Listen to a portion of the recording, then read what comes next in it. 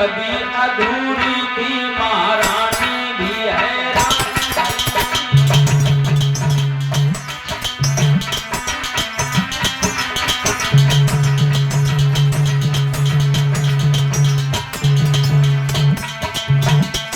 बड़े सुंदर राजा इनके घर में इनकी पत्नी के गर्भ से किसी बालक ने जन्म नहीं दिया। कैसी लीला है उस प्रभु की कोई समझ नहीं पाया हमारा।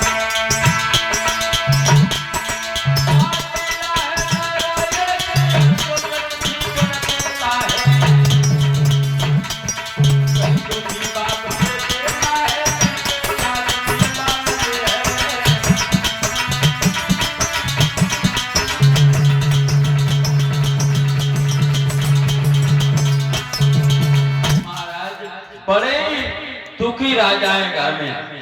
क्या लीला है नारायण की, सुख किसी को न देता है। कहीं दुखी बाप से बेटा है तो कहीं बेटा दुखी बाप से है। महाराज प्रतीक के आंगन में प्रतीक की पत्नी के गर्भ से किसी भी बालक ने जन्म जब नहीं लिया तो एक दिन अपने पति को बुला करके कहने लगी, महाराज क्या बताएं आपको हम, क्या हुआ, कोई बात है तो हमें बताओ। बात तो ये है कि मेरे गर्भ से किसी बालक ने जन्म नहीं लिया प्रभु। ये आंगन अच्छा तो है लेकिन ये हरा भरा नहीं है, क्या किया जाए। दोनों ही चले तपस्या करने के लिए। कहां? गंगा के किनारे पर गंगा जी की तपस्या करने के लिए चले। अब जब दोनों चले ध्यान किया है गंगा जी का, गंगा जी को ध्यान नहीं पलकी के